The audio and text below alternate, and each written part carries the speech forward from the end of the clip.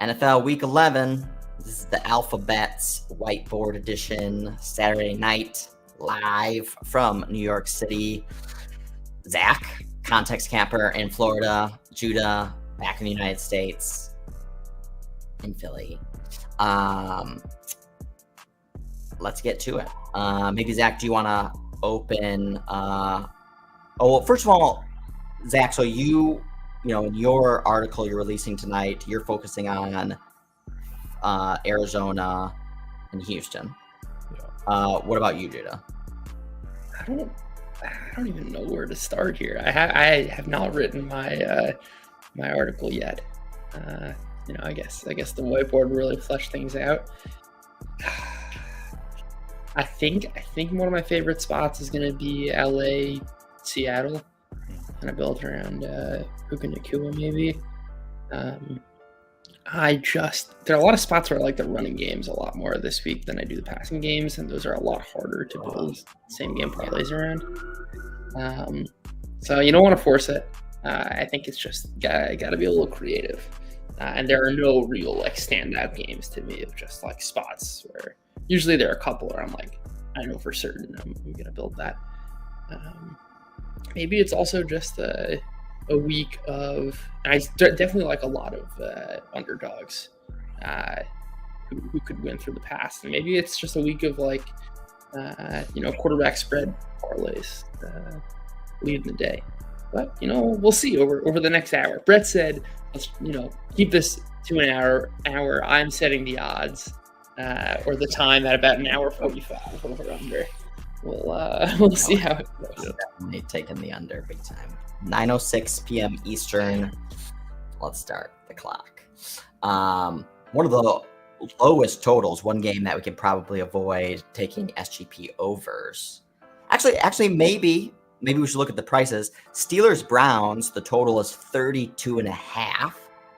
So I don't know if either of you have looked. Has that spilled over into therefore creating like some very low thresholds to therefore like create some potentially like fadeable opportunity? Because I know one of the things that you've done a lot and I like to do as well, Judah, is like basically fading some expectation of this being like a great defense or something, because the expectation for a great defense means it like puts pressure on some of the prop totals, which can create more opportunity, lower bars. So maybe that's potentially something to look at. Yeah, I just go. I'm actually really glad you brought that up. I guess that kind of leads into what I was saying at the start of like, there's one I placed. I don't see it available now, but I assume it will become available again. It was Dorian Thompson-Robinson, 250 yards, and the Browns, I think it was like -2.5 or -3.5 at 40-1. And I don't think you can say with certainty that Dorian Thompson, we have no idea what Dorian Thompson-Robinson is. The books are the 166 prop are effectively saying this is like the worst quarterback in the NFL, at least from like a passing yards and passing production standpoint. But we have no idea. And I think if you're going to come in like the like market is not pricing him as like an average quarterback. They're not pricing him at 200 yards, pricing him at 160. They're taking a stand and saying he is awful. He is worse than the worst starting quarterbacks. And I'm going to say like, you can't possibly know. Like, I'm not going to pretend to know if he's good or not, but you can't possibly know he's really bad, especially against a defense which is really, really attackable. I think they like have not allowed. I want to say they've allowed each quarterback to throw for at least like 230 yards this season. I'm going to love to. They're projecting such low efficiency, such low volume. I'm sure I'll also play his rushing props because the books are going to say, well, if he's not passing. If he's rushing, that means it's taking away from his passing yards. But when the prices are so low, like what if the Browns score like 24 points, 21 points, and like sustain a bunch of drives? And actually, the fact that like Dorian Thompson-Robinson's going over his passing and over his rushing is not a function of like one sabotaging the other, but like, oh, we got our like projected play volume really wrong and our projected efficiency wrong. So I will definitely be playing those two angles. I like that. Yeah, Dorian Thompson-Robinson, DTR 166. is his baseline prop. And I mean, he did play one game this year, didn't look good. But everyone was very excited for him because he played so well in the preseason. Which is I have a question on that. Would it be at all shocking if the narrative on Monday is like, remember when we thought like, oh, Dorian Thompson-Robinson, who started a game, 3 hours, but he found out 3 hours before he was starting against the Ravens defense. Like, how didn't we see this coming? Like, this guy was awesome in the preseason. As if like that first game had any signal. Let's say maybe it did, but like, would it be shocking at all if the narrative's like Dorian Thompson-Robinson, like, Cleveland's next quarterback after he leads them to a big win? Like, no one knows. I don't think that would be shocking at all. It's not like if Tommy DeVito comes through, and we'll talk about why I like Tommy DeVito. If Tommy DeVito comes through, we'll be like, wow, like that's surprising. If Dorian Thompson-Robinson comes through, like, we don't know anything about him. Also, when we look at explosive drive rate allowed from a defense perspective, Steelers, second worst, 41% of drives are allowing at least one explosive play. So that also opens up some potential flexibility for there to be some big plays. I mean, there is weapons for him to exploit. I mean, he still has Amari Cooper, one of the best wide receivers in the game. So let's start there. Let's build something. Yeah, I agree with you. These suppressed prices on Cleveland. It's the live stream. I think 2 weeks ago, Brett. Similar spot with Deshaun Watson, and we took his overs and versus Baltimore, right? So I think you're right. It's so low. It's like he's the second worst quarterback to play this season, which is like there's no way for us to know that. So there's definitely value there. Even over like 220 yards, he's going for plus 350. I mean, on these kind of alts, seems kind of crazy to me. Yeah. It's funny too, because like one of the things that I've been liking to do is taking overs and then pairing it with a game total under, which is also the pattern that we did in that Browns game with Watson, with Cooper. Mm-hmm. But this one's hard to do that since it's 32.5.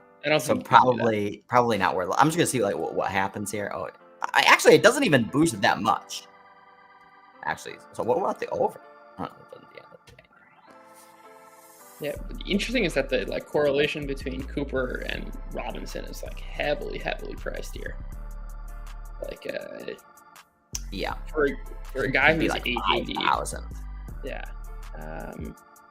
Which I think the most interesting angle here is like just playing Thompson-Robinson passing and rushing. Like, if you take his rushing prop, if you just go over, I bet it goes to like 50-1. Even if you don't take his alts, which is a shame. How many yards can he get in an effective scrambling mode? Like, what would you put his cap at if he has an explosive day? What I put his cap at for what? For rushing, like 50 yards. It goes to 50-1. Rushing, I don't have a great enough sense. Like, okay, so I think he had 3 rushes versus the Ravens for 24 yards or so, something like that. I don't know if he's gonna like. I just don't have enough like data to know. I think it's a lot of guessing there. We know he can run. That's for sure. Well, I guess that's kind of my question, right? Is because there's a lack of data, there might be advantage here, because is there anything we saw from preseason that says, hey, that Ravens spot was a bad spot. He's still got 24 yards. If he takes off 3 more times for 6 carries in this game, he's viable to hit 50, 60 yards and, one explosive run.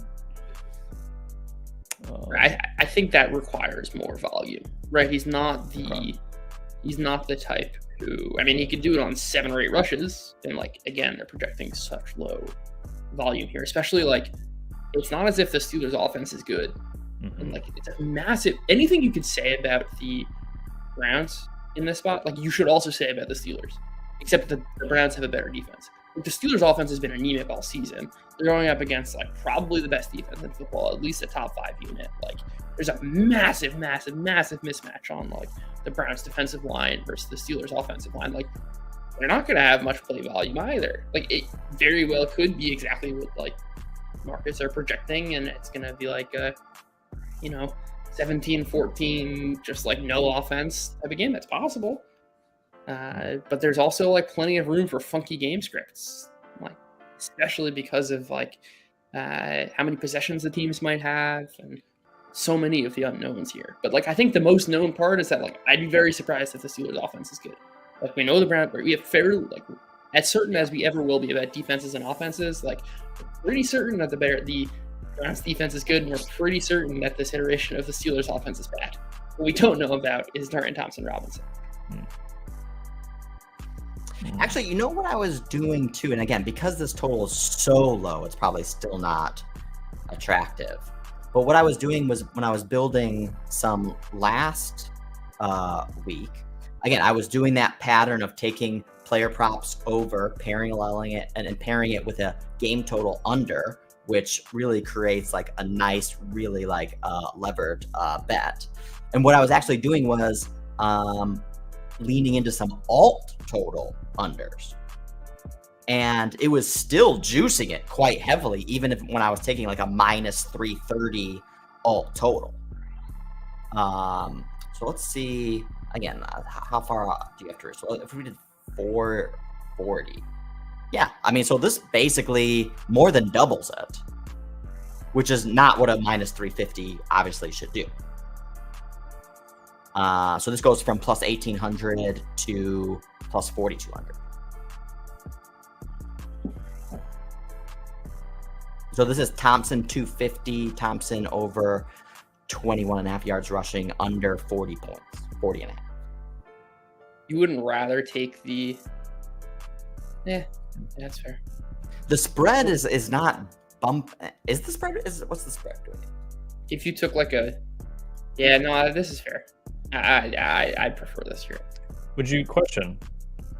You're taking the under in the game as the leverage point? Yeah. What about taking under Cleveland's total points? What's more interesting, the total on both teams? Obviously, because Cleveland's got the better defense, so you probably want the advantage on the under with the Steelers, right? Yeah. I don't want to mess with taking overs on DTR and playing under Cleveland specifically. Well, and one leg I think is worth considering if you think Dorian Thompson's going to kind of have a little bit of all over is I think Njoku had 6 catches for like 47 yards versus the Ravens. So it seemed to be that. Why did you like Njoku specifically last week? Who, me? Yeah, because you had Njoku in your just because honestly, the volume. I mean, once they got rid of Peoples-Jones, I think Njoku and Cooper are just Watson's main targets that he trusts, and if he's going to go over 195 yards, the volume should be there.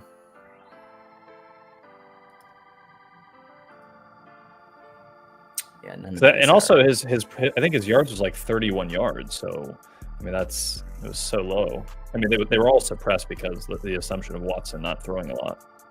Mm-hmm. Do you think there's any risk in Browns minus 2.5 versus the money line, given that it's such a short total?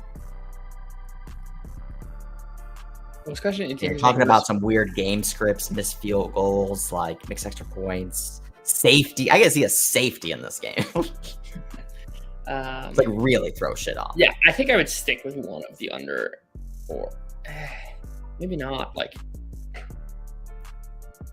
if DTR is throwing for 250, I think the Browns are winning. Yeah, that's why I thought also. And that's the key mispricing, because the books are going to have that. I don't think, right? Like, you can check 76 versus 83. What's the difference between Browns minus 2.5 and Steelers plus 2.5? Well, you're gonna have to like. It's worse. Yeah, so that's like I think that's a lot of the value there is like if Dorian Thompson-Robinson is doing this, like the Browns I think are winning this game. Yeah. It's a function of the Steelers having, not succeeding on offense such that Dorian Thompson-Robinson has the requisite volume to like get over that. To answer this question, the point is not like whether he might not throw the ball so many times, but number one, if the Browns run 80 plays or 75 plays, like he can very well get there. And number two, like when the base rate is NFL percentile, like 240 yards is like roughly NFL average. When like the books are saying that like the massive tail outcome is NFL average, it doesn't, like, you don't need that much to go right, because like you can go like, I don't know, 20 for like 31 for 250 yards, especially like the Steelers are, as like Brett mentioned, like tons of explosive drives. They're like second to last, I believe, in explosive pass rate. Like he's gonna dial up some deep shots to Amari Cooper, who, by the way, like Steelers play a ton of man coverage, don't have anyone to guard Cooper, who's been a man beater for like 7 years now, hasn't slowed down in that area. You don't need that much to go right when like you're pricing the tail outcome as the NFL average. Right? I think we talked about this last week of like there's a difference between betting on CJ Stroud to throw for 400 yards, which is like NFL percentile, like first percentile outcome, as opposed to like betting on an individual player where we have like far less of a sample and don't really know what is his like complete right tail. That's very different than like depending on a specific like Indiana league average, which like multiply that by like hundreds of the player sample. We have a lot better of an idea of like what the first percentile NFL outcome is, and a lot less of an idea of what an individual player in this like idiosyncratic matchup is.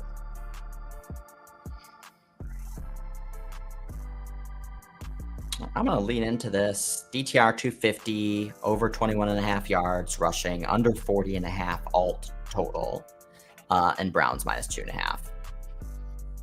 Plus 8,400. Yeah, the on Bet Online, the money line was the same. It didn't, taking the spread didn't do anything, so just FYI on that. I think I'll probably, I won't do it right now, but I'll probably build a similar construction with like laddering down some of those yards from DTR. Yeah, I think that's fair. Because they're all pretty juicy to begin with. Even just like setting a base of like, what's 225 in Brown's money line? 490. So that's... No, it's 490 for the 225. And then with the Browns money line, it's like 50. Like we could do a lot better than that. Yeah. But I mean, again, like you have to, if you pair it with the alt total under, that for sure, that's gonna juice it. Yeah. Which again, I think this is a prime game to consider that. Just because if Cleveland does have a truly dominating performance versus a bad offense, I mean, is this a spot where Steelers get 10 points max? Like obviously it can go over that, but kicking field goals, 6-9 points. Cleveland, even if they pull away a little bit, you're still going to get under maybe 20-9. Mm-hmm. 1950, 16. Yeah, it's not bad. So DTR 225, Browns money line, and under 38.5, plus 1,600. Not terrible. All right, let's move on to another game. Well, I'd like to, since Judah is the CJ Stroud truther extraordinaire, I'd love to talk more about the Arizona Houston. I've already been capped out, maxed. It's like I can't bet anymore on this game on BetOnline. Fuckers. So I'm curious to your thoughts on this, Judah. Because I think this is a tail outcome for Arizona to play well offensively and kind of be in it late, have a chance to win. Yeah, that's kind of it's like at 5.5 is a huge cushion for Houston. And I think we've caught up a bunch to Stroud at this point. Like, a lot of it's priced in. that like I'm more tempted by the Arizona side, but like I do think the Texans are the better team. Yeah. I again think like it's very similar to the DTR side where it's like I want to kind of bet on this uncertainty of like market doesn't really know how good Arizona's offense is. We don't really have such a great sample on Kyler Murray, not just because of the injury, but also like we haven't seen Kyler Murray outside of a Cliff Kingsbury offense. Like that matters. I think the combination of like quarterback like rushing and passing yard prop, and again trying to take like this mispriced correlation, like that works. Like, but I don't think you're going to get too much value here. I mean, we can build it out. Like, to be honest, I have not yet, kind of taken my full deep dive into looking at prices. But like, I don't know if you can get like Stroud, Nico Collins. Like, I don't know. I feel like these prices are going to already be caught up. We're not going to get hurt value. Maybe, yeah. That's my like high level view. Yeah. And I mean, just rewatching the tape from last week versus a better defense in Atlanta, though maybe not much better. Kyler, took what the defense gave him. I mean, he was sharp. Him and McBride paired well. More out of the slot. I mean, he looks like, decent Kyler, top 15 quarterback in the NFL. Like, I don't know. So to me, it's kind of, I just think he's not being priced in well. Like you said, it's kind of this assumption that Houston's better than the market thought and that Arizona is what their record is. And I'm not sure either of those things are true. Especially the last 2 weeks. I mean, Houston's defense has not played up to snuff for Cincinnati or Tampa Bay. So, yeah. I mean, and with Connor back and healthy, obviously they just got Michael Carter, whether he plays or not. But I don't know, this Arizona offense, I think, has overperformed all season, and now they have the best quarterback they've had all season. So I don't know, it just doesn't make sense to me how much assumption that Arizona is not capable in this spot doesn't make a lot of sense to me. Yeah, I think that's fair. I think I agree with you on the point about like Houston's defense is really bad, and like it would not be surprising, I don't think, for this game to just be like neither defense can get a stop, whichever quarterback's best. Yeah, kind of comes out, and like there, I don't think it's like 65-35 Stroud. I think it's maybe like 60-40, 55, whatever. Also, like if you want to take signal from other markets, like the DFS stuff is all over this game and all over the Arizona side. Granted, like prices are a little different, but like that's certainly like shaping up as like the chalk of the week in DFS building around this game. Makes sense. And it's a lot of signal coming from the Arizona side. Interesting. Who's the receivers? Marquise Brown. I know, like we talked about Marquise Brown last week. I mean, he didn't do shit last week. He dropped misconnected on like a 30-yard touchdown. But I mean, so McBride's the guy you got to key on. I mean, he's had the second most targets of tight ends the last 3 games they've played. So he's only behind TJ Hawkins. This is definitely some of the highest prices I've seen for McBride. Yeah, he's probably priced in, and like I'm not sure. What's more at? He had 6 targets, 5 catches. Yeah. Who? Rondell Moore is the guy that the DFS players are all on. Yeah, I don't even see him on here. He's on. But the only issue is I mean, they really just do a lot of wide receiver type screen stuff with him, right? Like they don't really key on him deep, so it's more of like yard after catch type stuff he'd have to boom on. Yeah.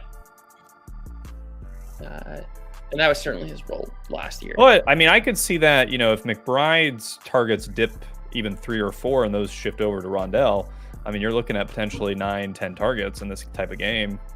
He pops one off, you're approaching 100 yards.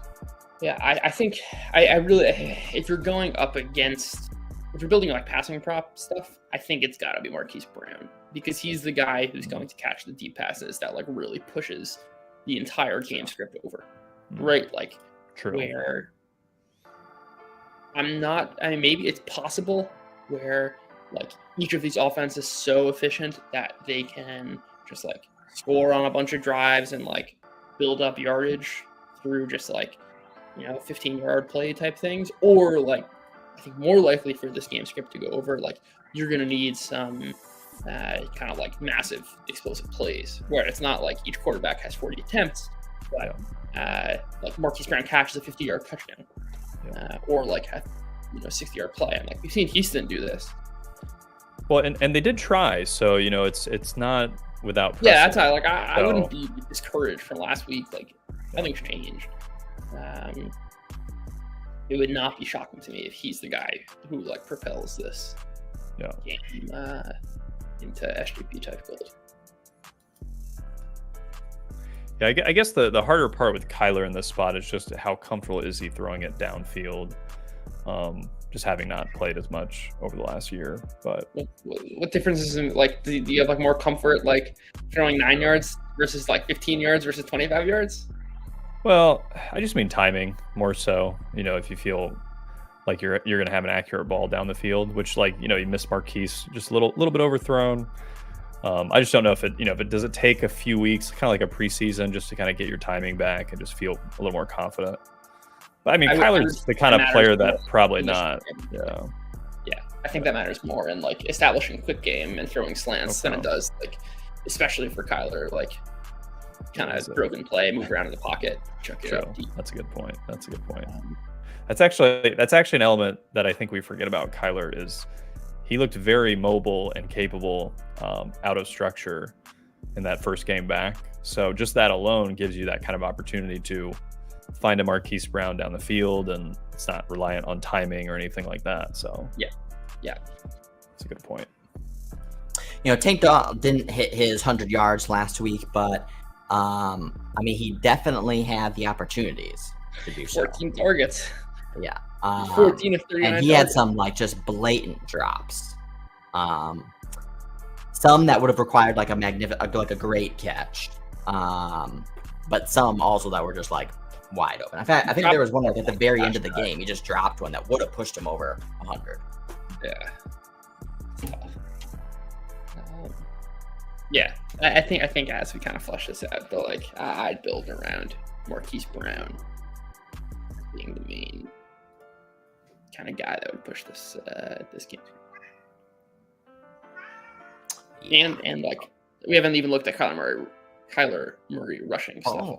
Right. Well, what did he end up doing rushing last week? It was like 30-something. I know he had that like one highlight play, but it was like for like 13 yards. I want to say he had 30-something yards rushing. Yeah.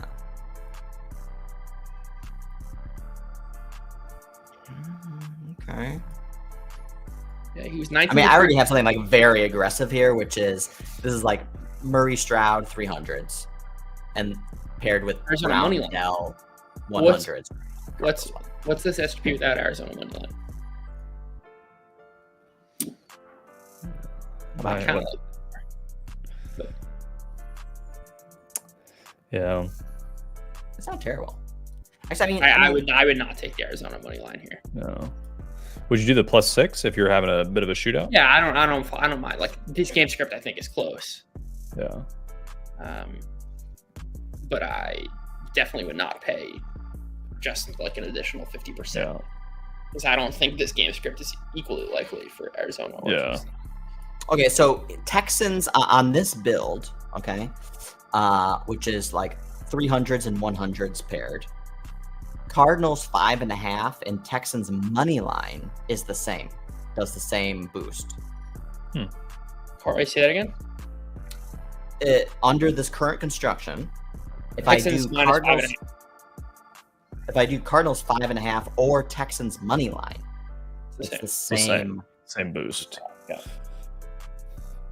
So if I add Texans money line or the Cardinals 5.5, puts it out to 150 to 1, which I mean, if you're pretty good. If you're really concerned, I would consider splitting them up. Do half the bet one way, half the bet the other. And you have room for a middle too. Yeah. Oh, so we're in commercial. Oh. What? Yeah. We can drip one out real quick. You can't hear us. No, but I get so like it's always been doing this. It's just we have not been being alerted about it. So I was like I was telling Zach about this before you jumped on, but just I was like looking through Twitch, some of the settings and all that type of stuff. And so there's like a commercial every 22 and a half minutes. Even like, did we have this last year too?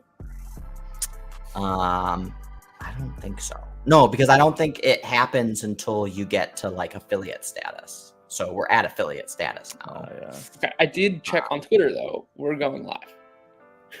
We're still live on Twitter. Like I hear myself on a 3-second delay when I'm talking on Twitter. Oh, okay. I just checked. So yeah. So actually, I think we're probably always Actually, I think on YouTube too, we're good. Yeah. So I can't But, jerk one out on the commercial. But that is like so. But now I basically have a setting in here that basically lets me know when there is going to be an Look at this ad. technology. Look at this technology. So then we can, we can pause the really good content. Okay, so we're back. At least on Twitch. First of all, also like most of our viewers are on YouTube. You people on YouTube, why are you on YouTube? Like go on Twitch. Get a Twitch, go on Twitch. Because Twitch is better. And Creatures also of habit, Twitch baby. gives us $50 a month. So That's SGP money, baby. that is. It's gonna pay for these two builds that I'm putting together. All right, so I'm locking this one in. This Murray, Stroud, Brown, Dell, Texans money line, 150 to 1. Okay. Actually, and that was with no Murray rushing yards. Yeah. Ooh. So actually, let me do something like, let me do just a Murray. 325 is plus 800. So let's just he's gonna ball out.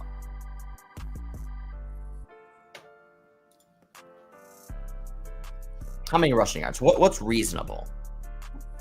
What's reasonable? 50? Yeah, 50. 40's plus 124. 50's plus 220. Yeah, I like that. See what Yeah, see Eli, what each one does. we need you on Twitch. My bad, Eli.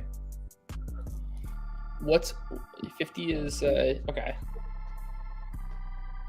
What's 40?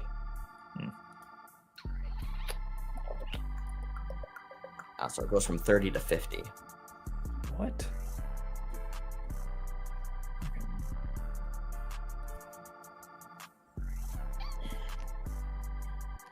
It's interesting because the Texans are so explosive on offense, right? That Kyler might be needing to play. Supposed to last week, where the game was slow. The Falcons had no interest in trying to push the pace. Sure, if the Texans are playing their style game, where they're just generating explosive after explosive, that means you're going to get. It's almost the inverse of what I usually like to bet on, which is quarterbacks building leads through big passing days, which allows you to get those spreads. Here it's the opposite. It's I actually think if you're gonna get in order for a Kyler quarterback and quarterback, in order to get a Kyler passing and Kyler rushing, it's probably gonna need to be a game script where Texans are playing most of the game from ahead, but Cardinals are playing with pace coming back and then take a lead at the end of the game to win. And also this could hit where they lose, but it wouldn't be shocking to me if we get 34-31. Texans are controlling the pace. Texans are the ones airing it out, and then in response, the Cardinals are playing quickly, and Kyler's generating both passing and rushing yards. I dig that. What if we do all totals? Is that? It's already be so fair. priced in. Yeah, but there's a little bit of a bump. Yeah, probably not worth it though. Murray 325. Basically, what I'm gonna try and do is mimic the Fields game from earlier this versus Washington. Can't. Where we? So that how much? That was yards. That was 50 rushing yards for Fields. The one you had. I think so. So Marquise Brown will be my DJ Moore. Should I try and build this Kyler, where it's gonna be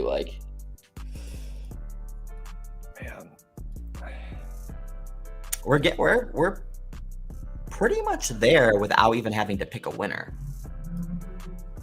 Murray 325, Murray 50 rushing, Marquise Brown 100 yards, Murray 3 touchdowns. Oh, and then I had DJ Moore touchdown. So let's do Marquise Brown touchdown. No, definitely not worth it. But this build on PointsBet is with Marquise Brown 95 yards is 200 to 1. Well, this is 165. Okay.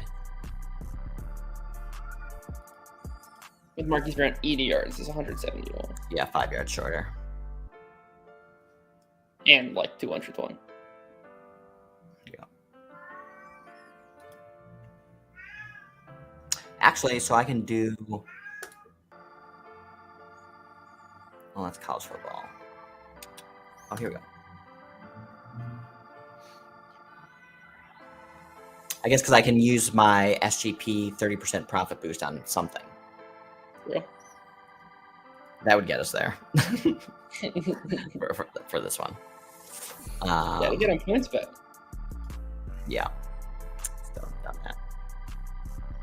All right, if I do Texans money line, it puts it to 250. What happens on PointsBet for that?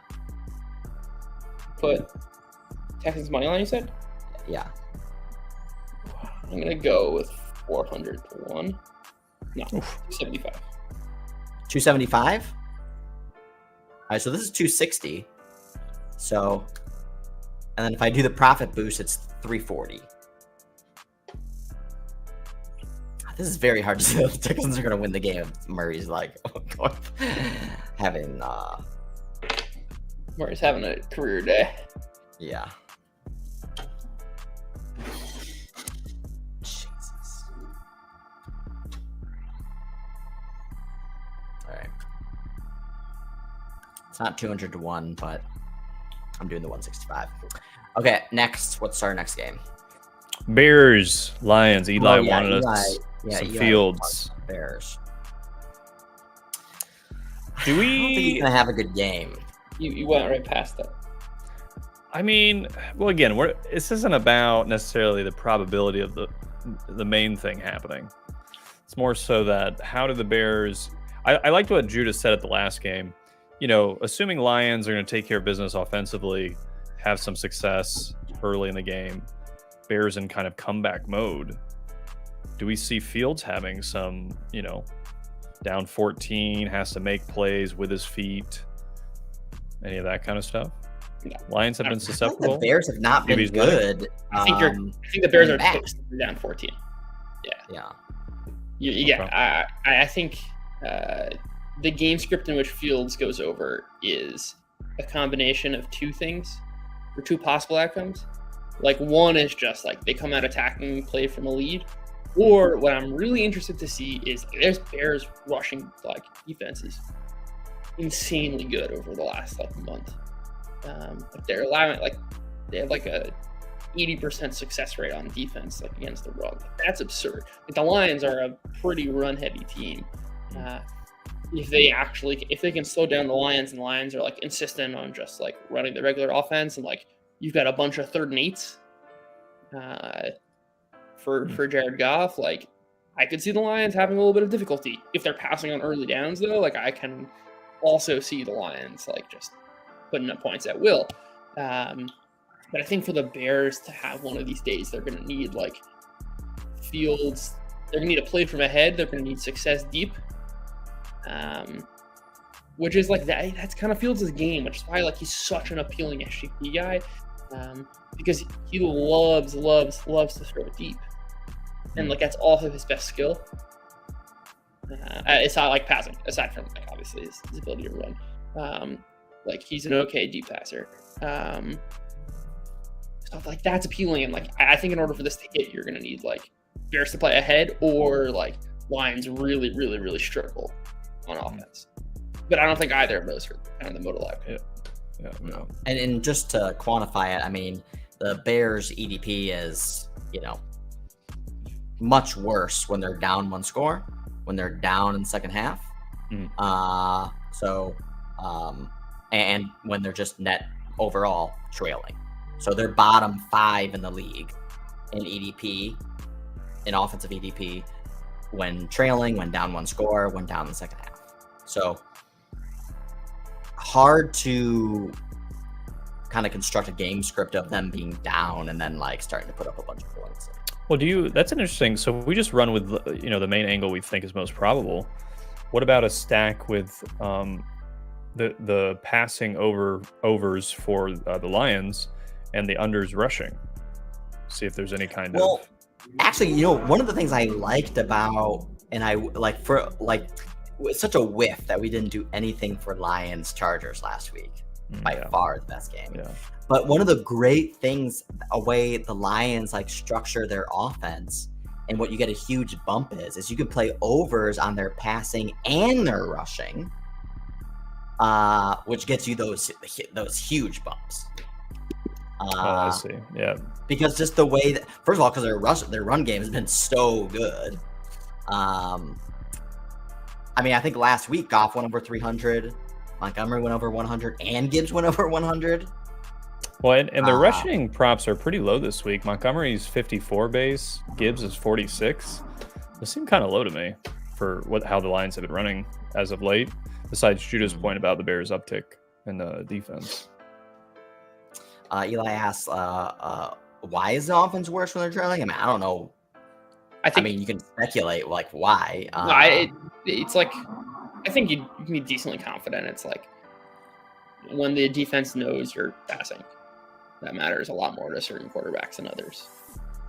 Because it's not the threat of his run game elevates the opportunity for him to execute on the deep ball. Yeah. And I mean, his baseline is 203 pass yards. Justin Fields. That's a problem. Yeah, I don't mind Fields alts here.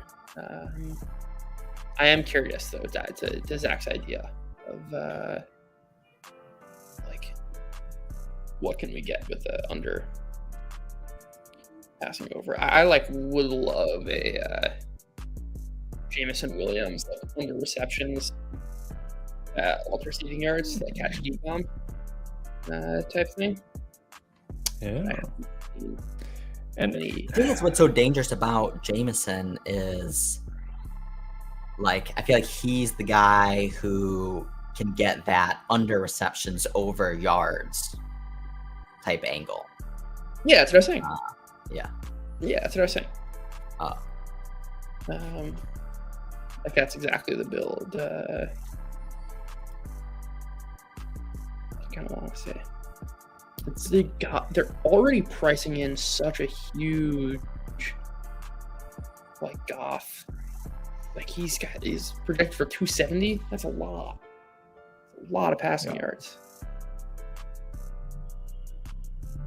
Were you able to get a Jameson? They don't have his receptions. We go to show more.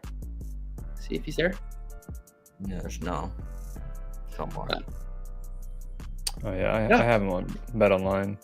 Oh wow, this is pretty big. 61 yards, he's plus 1,000. That seems 71 yards. I like that one. Just for plus 2,000. Huh. Hold on, what was his usage? Because who came back? Because they have Reynolds, Raymond, and St. Brown, and they have Jameson, right? They definitely spread the ball around, but Jameson Williams' snap count has only increased over the last couple of weeks, and he played 52% of the snaps last week. Well,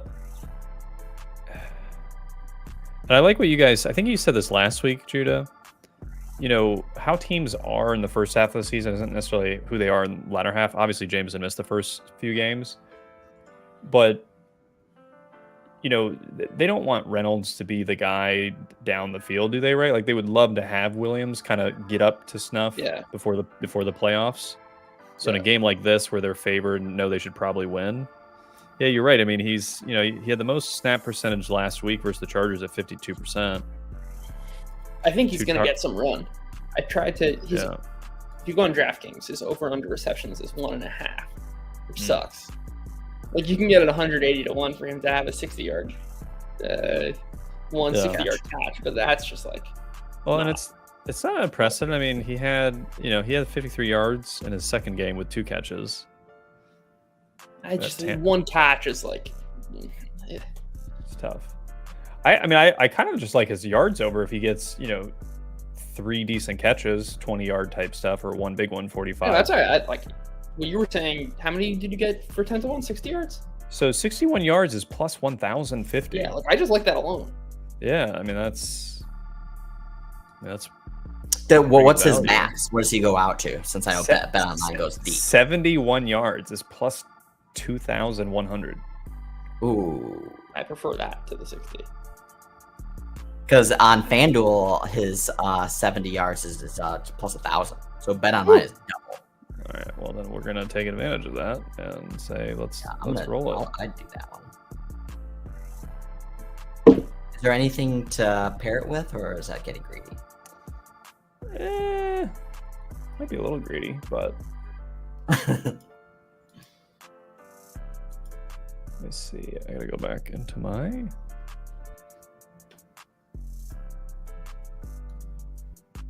Well, because I mean, it doesn't really correlate to anything specific, so you're just adding more risk to something that's already high risk.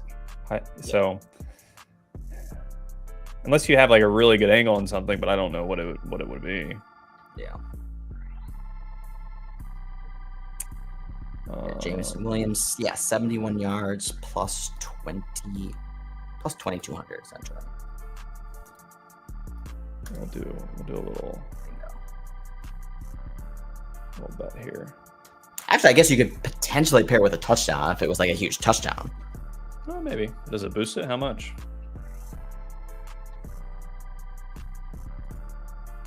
I'm going to bet the 61 is a split bet too, just to cover. All right, here we go. Boom. It gets another 1,200. Maybe.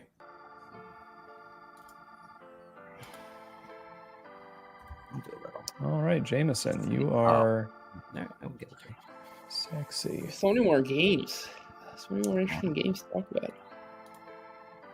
Either was saying the Bills one. Noah was talking about Titans Jags. Ooh. I like a speaking of quarterbacks, quarterback spread ones. I like a Levis Tennessee.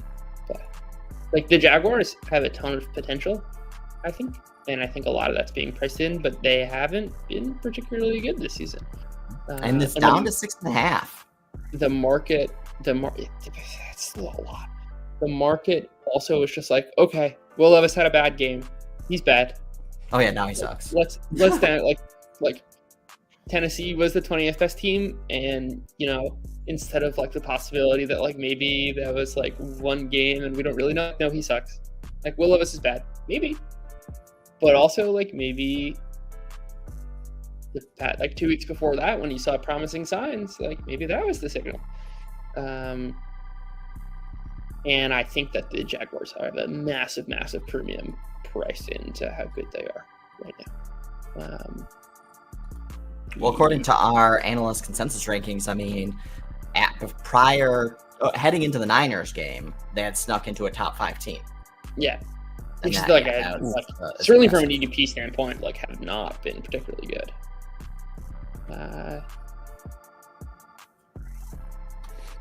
Low total, 45. What's this without Levis 3 touchdowns? Plus 880. 300 Tennessee money lines plus 880. No way. No, Levis 3 touchdowns. Oh, I'm saying what's the Levis? I'll do it myself.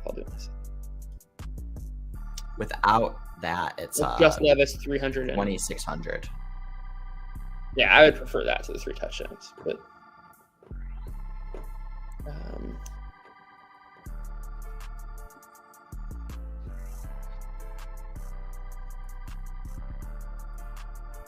Man, I would have thought we're getting better odds here.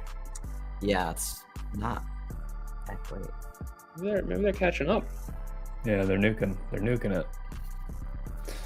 They're making us dig. His pace is like pretty low, but like once they start like straddling it out, they're not compensating you that much. Let's see what this is on points bet. Yeah, this is weak. 30-1. I'd rather just play the Levis. Yeah.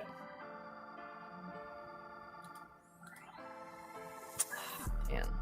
The thing is man, how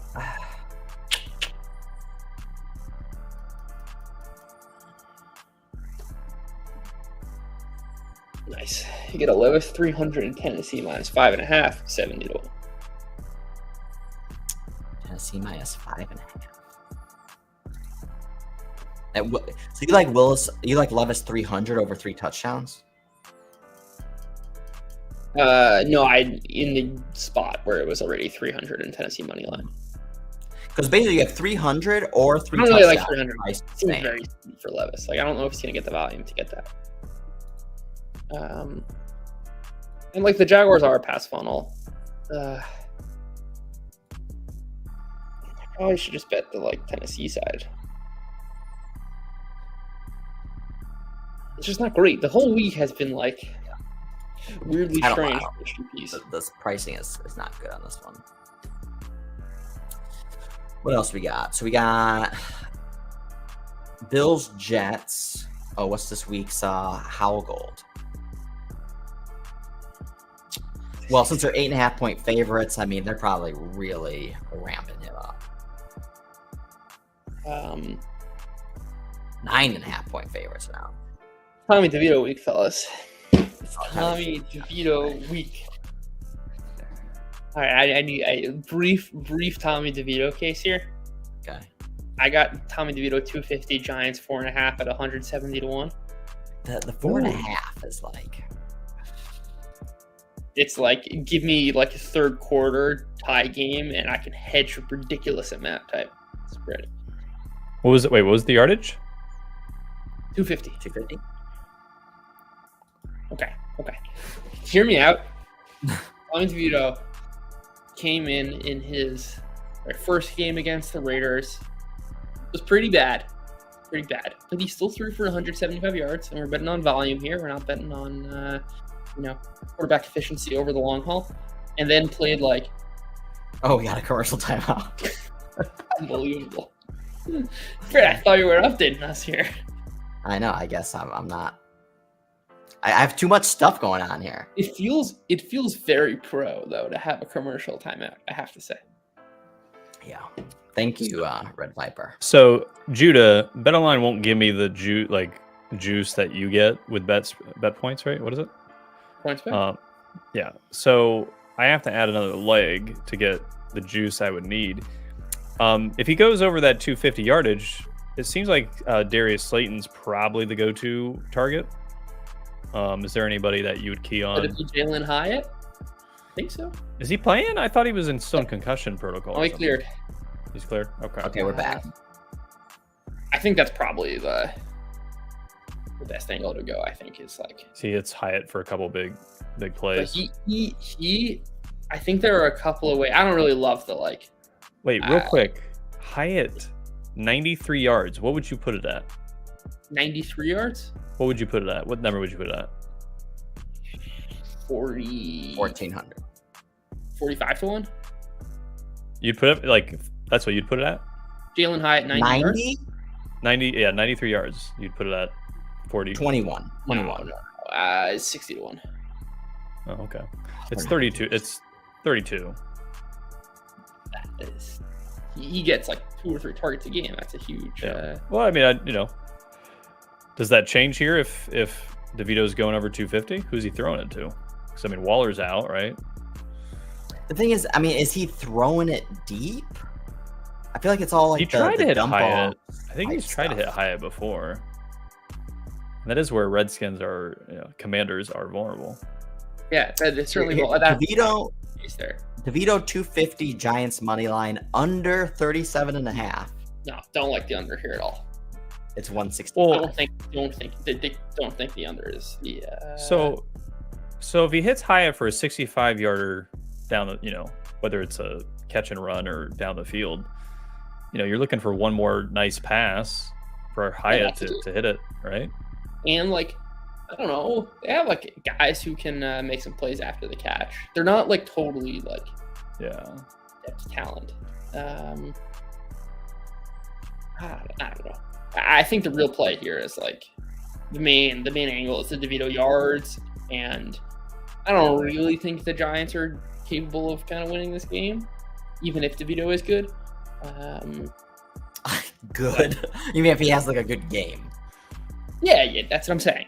I don't mean like not making like a value judgment on like Maybe the he's type of player surprised that he is. Like if Tommy DeVito actually is a real NFL starter. No, I mean like again, it goes back to the point earlier of like there's a massive difference between like a player's 1st percentile game and a league's like 250 yards is like effectively the norm. And like we saw Desmond Ridder throw for 300 yards multiple times.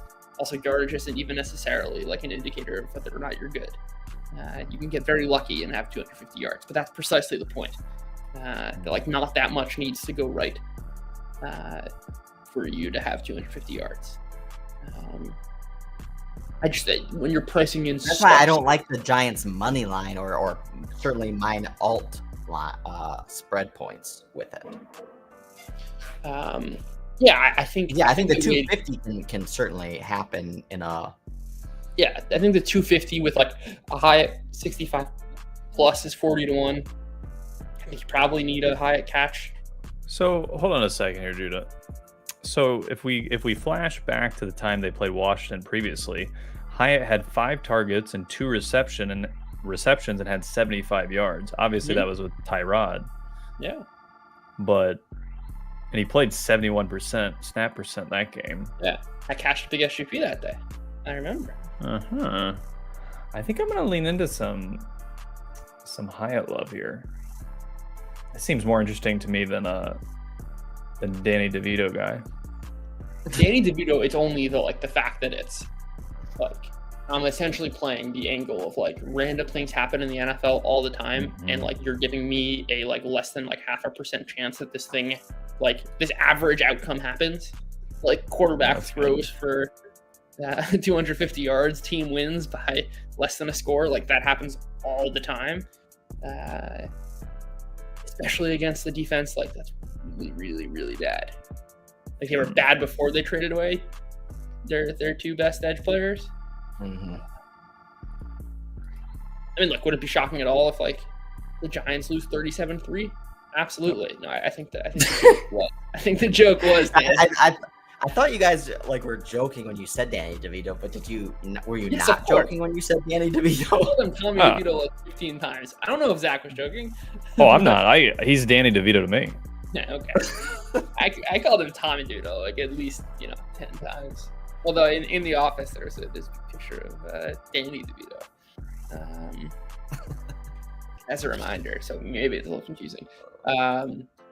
I do think engineering poker brings up a Howell 300 Dotson 80 is interesting at 25 to 1, because like also I think the likely game script is still a once what we've seen in the past couple of weeks, which is like this offense is dreadful. Like we know that like Commanders love to pass. I can see it going multiple ways. Like if they're smart, I think they just like played the regular game and like they'll just blow them out. I can also see it as like, oh, we're 8.5-point favorites. Like now it's time to get the run game going, and they let the Giants in this game. That's kind of like the angle I'm playing on the DeVito side. I'm just like Washington runs the ball like inexplicably too much. They don't like let Howell throw.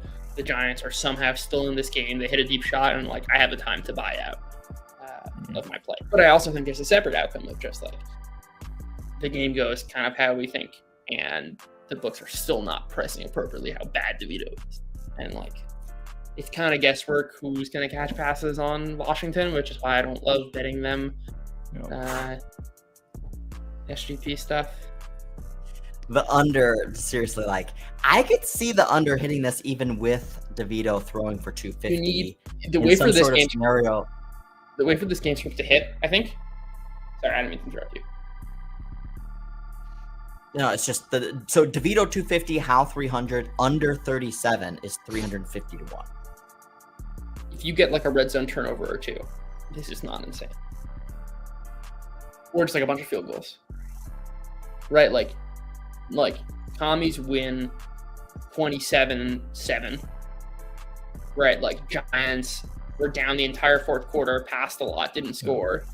Yeah. Mm-hmm. Like that's not Actually, for what I was talking about earlier, let me pair this with an alt under. Yeah, I could see that. A little more. I like that. Because I could actually see something like that happening where these defenses are bad enough to where there's a lot of movement in between the 20s, but they still aren't good, so they can't execute in the red zone.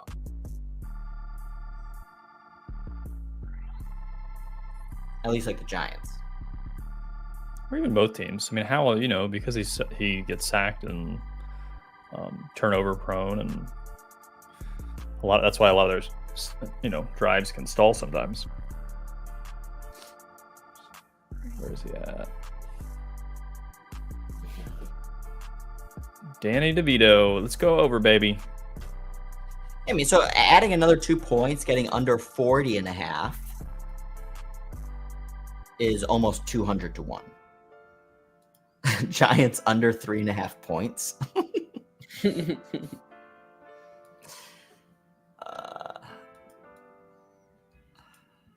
With DeVito 250. First, I don't think you can do. Can you even do that? You can on other books.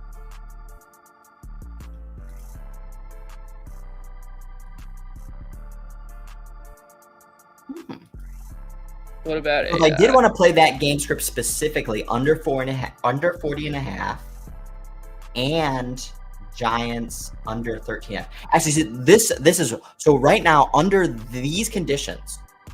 This mathematically means the Commanders win.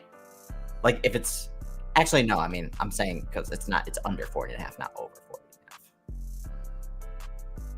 Yeah. Let's see if I added. Anyway, DeVito 250, Hal 300, under 40.5, and the Giants under 13.5 is 330 to 1. Oof.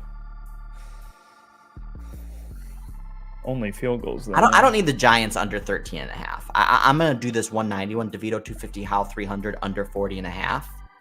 I kind of like that. At essentially 200 to 1. Yeah, actually, that's not. And you only have.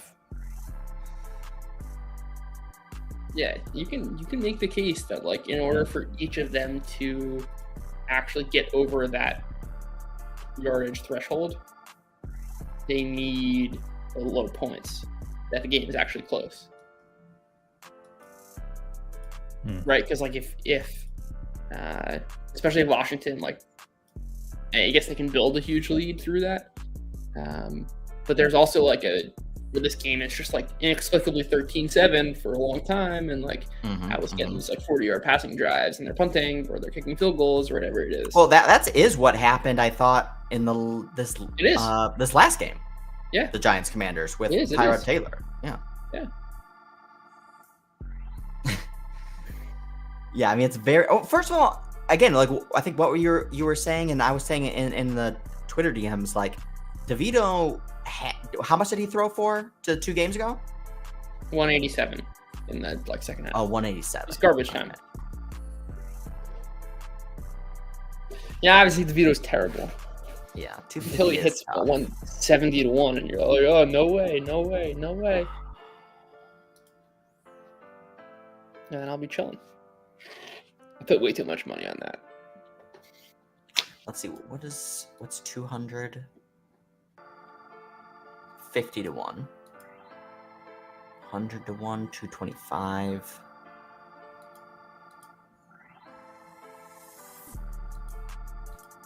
This is interesting. All right, so I'm gonna push back a little bit on Danny DeVito. What about? I'm just for the record, I'm gonna do the DeVito 225. It's still 100 to 1. Hal 300, under 40.5, and DeVito 225 is 100 to 1. Because you don't want the extra 100 to 1 for the 25 yards. What game script I think those 25, like once you got to 200 for DeVito, I think each subsequent is going to be very tough. I think it's like either he gets to like he's going way below 180, or it's like anything above that goes. Like, that's the play. It's not like, ooh, does he have enough volume to get? Like, either we're right on DeVito or we're like, there's something about this game that's different.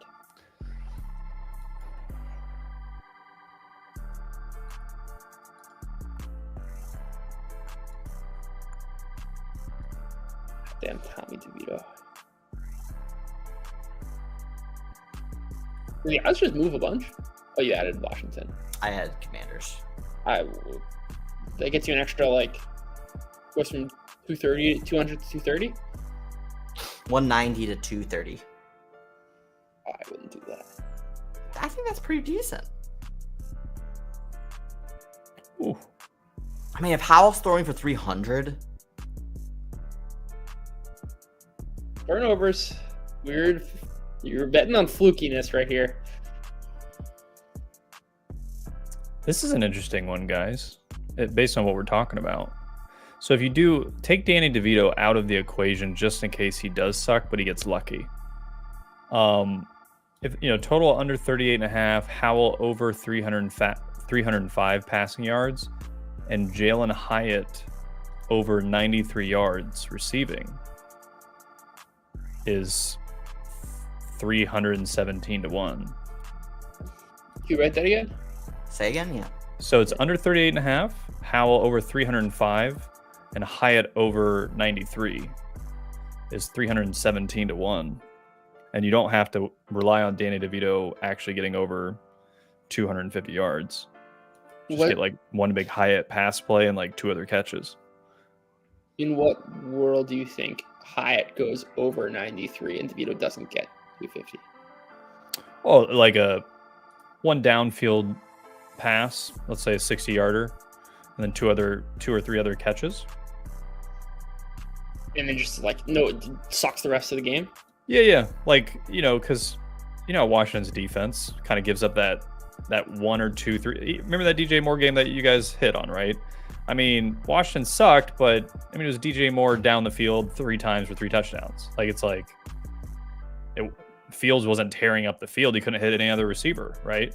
So if Hyatt's going to go over, it's going to be because there's an explosive play or two, which doesn't necessarily translate that Giants are driving up and down the field and being efficient. Right, just example number like 11. Why you got to get on points bet? The same game parlay is 220 to 1 of just Howell 300, DeVito 250, under 40.5. Okay. Well, I'm not getting that kind of love on Bet Online, so I got to be more creative. Also, you can't. You get did this to me last season, all about how FanDuel was always like crushing. Well, FanDuel is not as easy to pick off these days. Wisen up. All right, enough Danny DeVito. Yeah, enough. We've spent way too much time on this. Play the Danny DeVito. Let's do one more game. Anybody in the chat have like a specific game they want us to do? Ellie was talking about the Bills, which I think is actually an interesting one. But I like Seahawks. I like Seahawks Rams. I like Eagles Chiefs a lot. Yeah, we gotta go Eagles Chiefs. All right. What are we talking about? We gotta go Eagles Chiefs.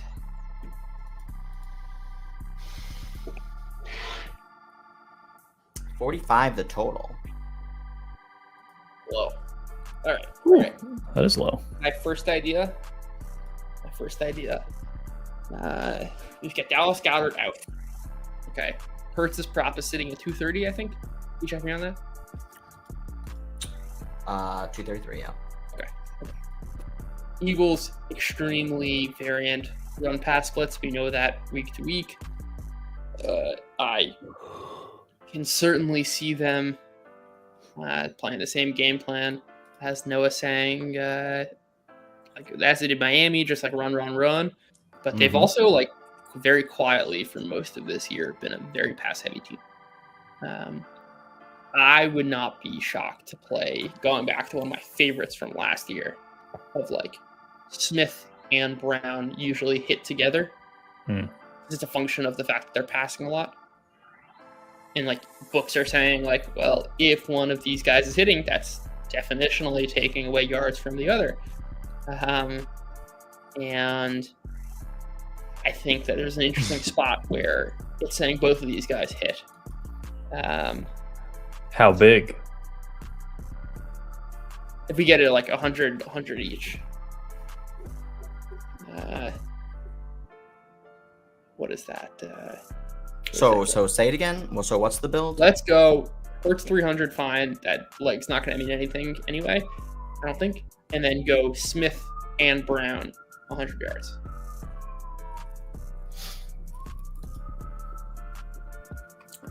Yeah, I got plus 2,600 on that. Weak. Yeah. See what I can get.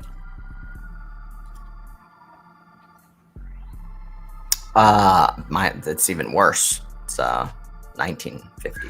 Oof, brutal. It's all fallen. Yeah. Let's see. Wait. I mean, it's because like AJ Brown 100 yards, like even. Right, AJ Brown. Right, that's the other thing. Like, Brown's been so much better than Smith. So, like, he's got to get 125. It goes to 3,000.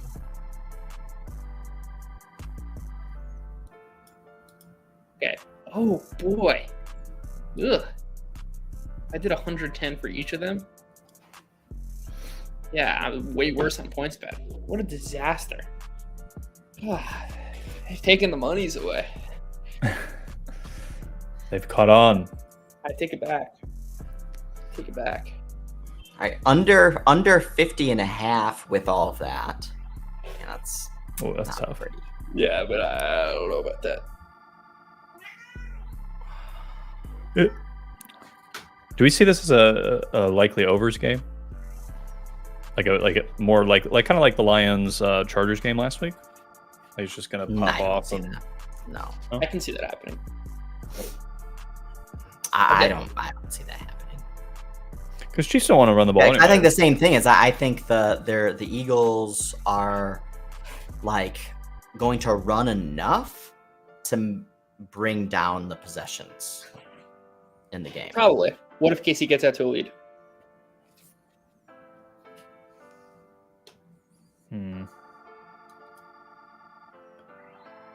That's the game script I think you want to play, which is, I think we talked about this in one game. Am I frozen?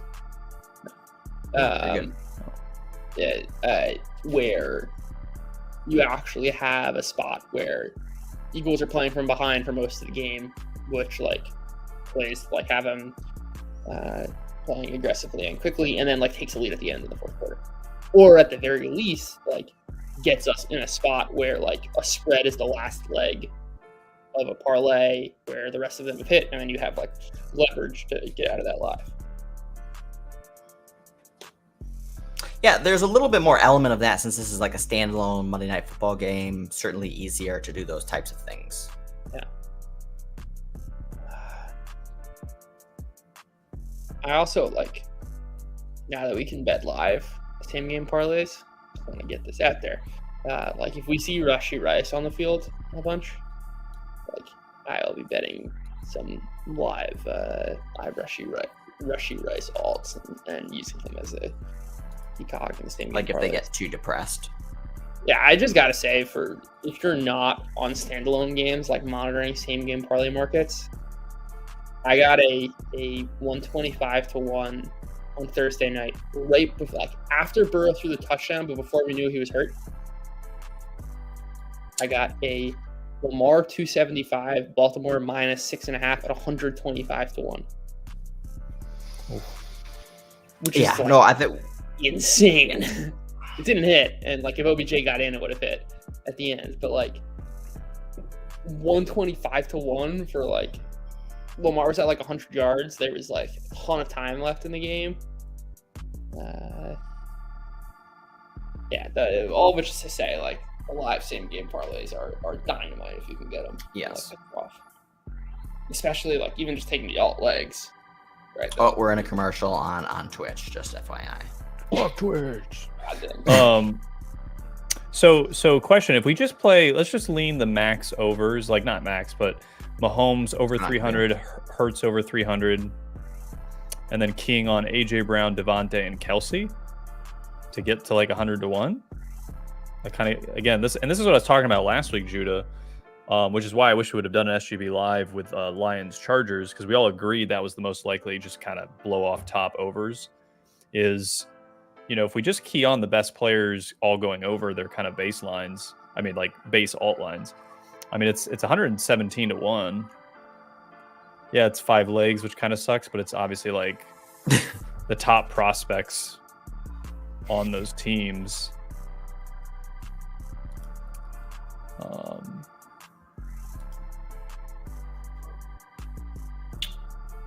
Because these, all like you said, Judah, I mean, these teams are kind of predictable in what they want to do if they are going to throw the ball. So if Mahomes is throwing for 300, you know, Kelsey's going to get a big chunk of that. If Hurts is throwing for 300, you know, it's going to be AJ's going to get his. Devontae probably gets his. So, and if you're getting 100 to 1, I don't know. It just if seems. There were ever a five like parlay that I just like categorically don't like those for various reasons. But if there were a spot like known quantities in a game in which like it would be unsurprising for the like,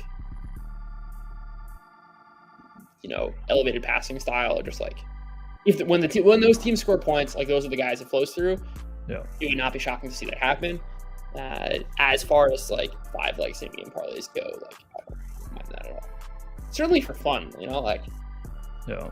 I think it's like on the like sharper side of a fun bet, you know, and like you shouldn't lose sight of that, of just like, especially for an island game, like okay, so like there's nothing wrong with like taking a huge shot at an 101 at like small portion of what you regularly bet for, like, and like I'm certainly a proponent of like I spend plenty of, I mean at this point most of the things I bet are same game parlays, but like there's nothing wrong with just like having a fun one, just like know what it is, and like those might hit too, and even if it's like negative EV.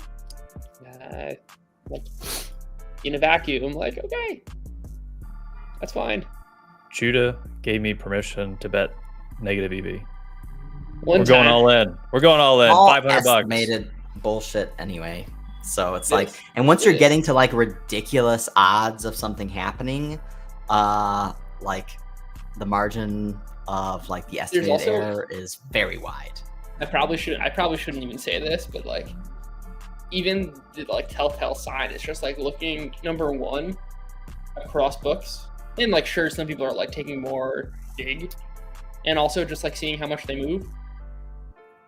Like standing at like one point in time and saying like, oh, like this is like the truth of like what the market believes, when like in 10 seconds from now, certainly in 10 seconds of gameplay, those odds shift so drastically. But even before the game, like the odds are just like going up and down and up and down and up and down and up and down. That like you can't tell me that's like a settled like market good price. No one knows a damn thing, especially when you get towards the tails. Sure. That's how we win. That's how we win.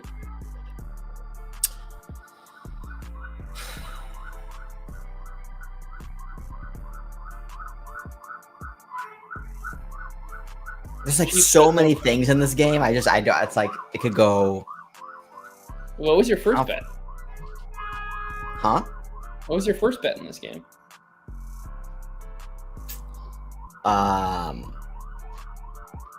I did what we were talking about, the Hurts, Brown, Smith. Ah.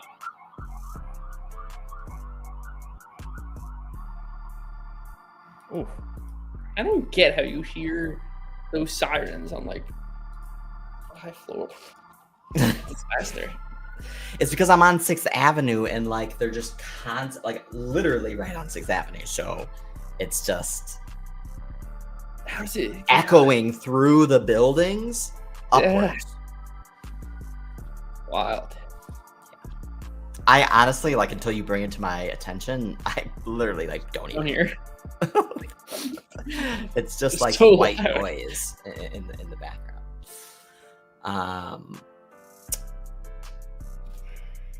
Okay, Kabir, you got a game you want us to walk through? Do you want one last one? What about the We always like Vikings? Dolphins things. Anything with Dolphins?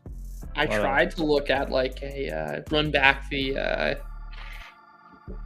one I had against the Giants in like week 5 or something, which is a 750 to 1, HN 100, Waddle 100. Oh, HN's back too, right? Yeah. Yep. I had a each of 100 for HN, Waddle, Hill, and Daniel Jones under at 750 to 1. I got, and we got 3 of those legs.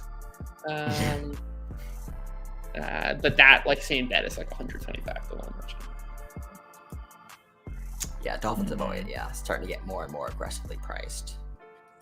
Ed's asking about Packers, Chargers. Packers, one of the things I posted about, had 8 explosive plays last week versus Steelers, which again also shows the vulnerability of the Steelers. Yeah. More Dorian Thompson. So far, out of all the things that we've built so far, in fact, that's probably my favorite, is the Browns one. Me too. With DTR. Me too. Because the prices are just so low. I see this game going so many different ways, and I also see how each team attacks is very questionable, where both teams are very beatable on the ground and through the pass. So it's like a lot of guesswork that I'm not necessarily so comfortable doing before the game. Yep. So I don't love it. Is Jair Alexander still out? Do we know? I think he's playing. He hasn't been good this year anyway. Yeah, but I mean, yeah. So like it's his own heavy. I wouldn't be too worried about the matchup with Jair Alexander.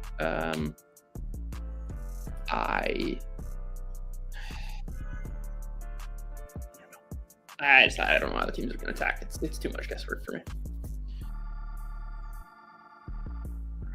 Yeah. 43 the total. Interesting that it's actually that high. I mean, this is basically almost being priced at Chiefs Eagles, which is 45. And again, the Chiefs Eagles underpriced. To Charles's point, I like the idea of a. Actually, what's a Mostert and HN? Both 100. That's both having big rushing days. Because that could have some strong, book price negative correlation here. Mm-hmm.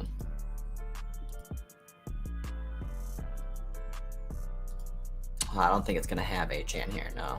What about on Bet Online, Zach? I've got on points, but also I'm looking right now. 33 to 1.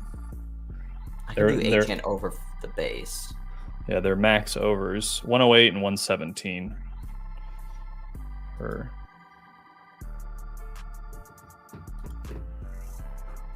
Not great. Not great all around here. Nope. Sad. Yeah. I got yeah.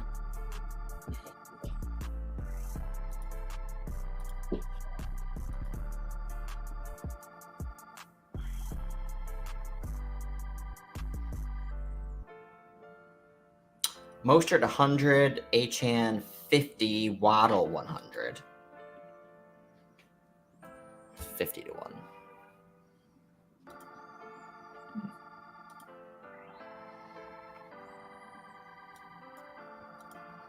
Yeah, it's not.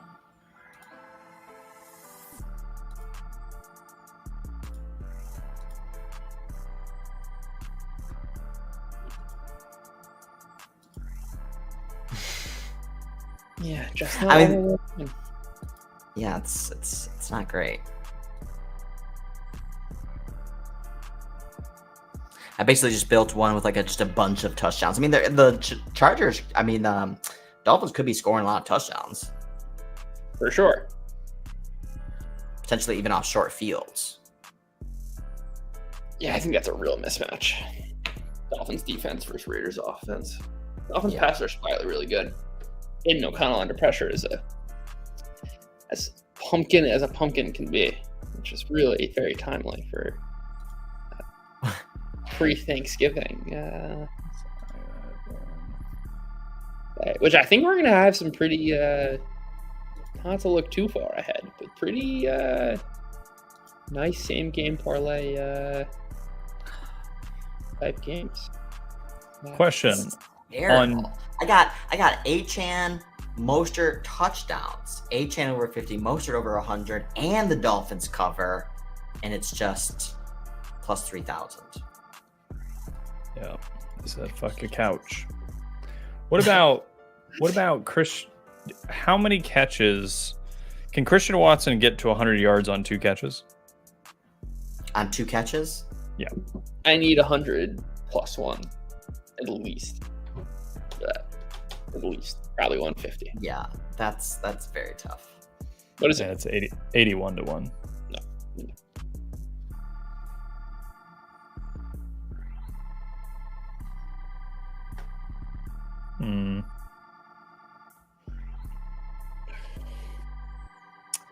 You know, I kind of want to, just because it worked once before, I kind of want to run back my fading the Bucks versus a good defense, arguably a better defense than they were, 49ers. That's a great preface. That's a great preface to the argument. I want to do something because it worked. Well, no, because the Bucks are somewhat like predictable, just because they have shitty play calling.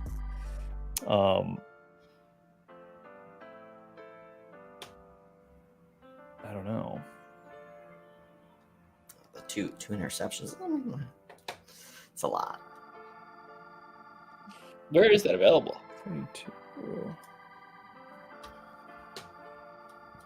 Charles, where is that available?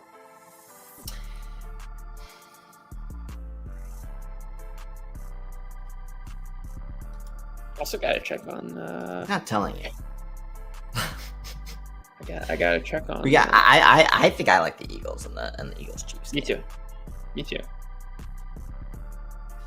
we pick him in Circa? I don't think I said. No. Should have. Actually, what happened in Circa? Who's the most popular picks? I think Vic sent it in our Discord. Dolphins was really popular. Rams, Broncos is up there. Yeah, Chiefs. Yep, Chiefs. Should have taken the Eagles. Also the Broncos. Very interesting. We took Minnesota, right? Yeah. So who's number 1? Rams is number 1. The Browns are number 1. Browns beat the Rams by 1. Oh, the Browns are number 1 by 1. I'm surprised the Browns are that popular. Wow. Chargers are pretty popular too. Yeah. No, the model did a pretty good job of predicting these. You know what? We should research. What if I'm curious the relationship between games that neither side are predicted popular circuit picks, or games that are predicted Cardinals Texans, for instance, is both sides very popular. Titans Jags, both sides very unpopular. Wonder if there's any signal to results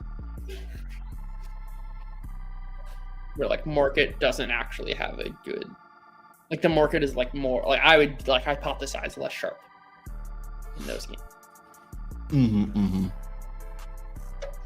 It's most of the time you see big discrepancies of whatever it is, Bills Jets, or Chargers Packers, or Niners Bucks, or whatever it is. Yeah. Even Lions Bears.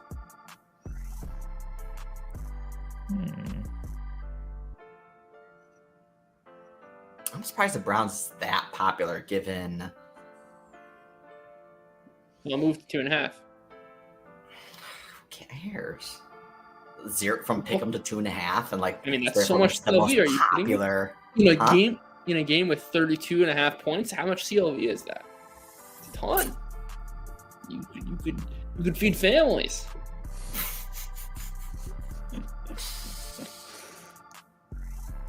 Especially because I know the Circa crowd has liked the Steelers this year. So, the model predicted the Steelers would be the number 1 pick last week, and it was. It was a Packers lost that game.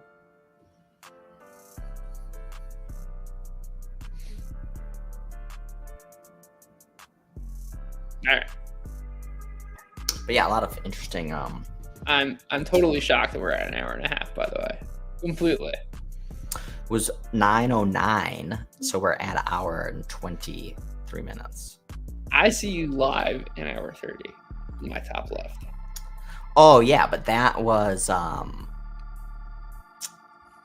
doesn't include our before. That's when you hit live. That's when the stream we're started. still 10 minutes to the under, so and I will end it before. You gotta keep talking. Yeah, But I guess that I was more excited about this week theoretically, and then actually when we started going through it, I've gotten less excited because so far the Browns one is the one I liked the best so far that we built. Again, there's some opportunity that we're not going to go through, but Seahawks Rams probably for sure. Again, the Eagles Chiefs just seems like so overwhelming. I think there's more stuff that can be built there, but it's like the pricing is just so. It's already pricing in like that. It's funny because the total's 45, but when you build the SGP, it's like as if the total should be 55. yeah. I think the name of the game. And then the this Texans Cardinals. I think the Texans Cardinals could be one. Yeah. And I get it. 48.5. That's one of the bigger totals of the whole week. Mm-hmm. The biggest total of the week. Yeah. I think the name of the game this week is going to be, because that's how I'm playing it, like betting on young quarterbacks and the uncertainty associated with that. Like Durham Thompson Robinson, Will Levis, Tommy DeVito. I would not be surprised for one of those to hit. And keep it very simple. Sure. Maybe I'll hit 170 to 1. Also, one of the things I wish we would have done last week too is just I limited, I think, to you, Zach, is just build a parlay of okay, Cowboys crush the Giants. And we know when the Cowboys beat up on the week, they really love to rub their face in their own shit.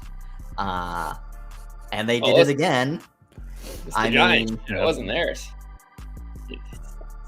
They like to rub the Giants' face in their own shit. I wasn't following. They could rub the Giants' face in both of their shit.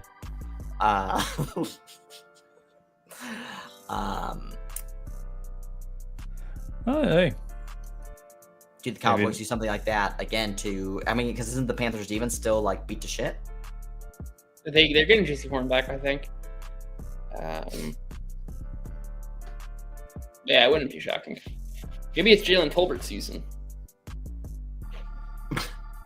In fact, we were thinking about the Rocco Dinweedle or whatever, his Dowdle or whatever, and he ended up going over because he was being priced really conservative.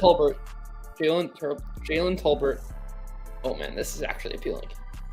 Played the second most snaps of any wide receiver last week.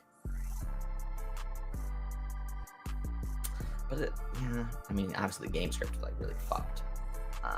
Yeah, but even beforehand, he and Gallup have been within 6 to 7% snap share in week after the bye.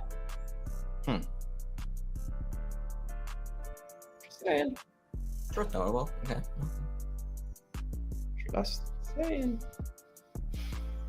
Okay. I think that was pretty good. I got to keep us under 140, an hour and 40 minutes. So, to win the bet. Any final words? Zach, you were quiet on this one. You're indecisive. No, it's a tough week. I don't love this week coming in. It's an awkward week.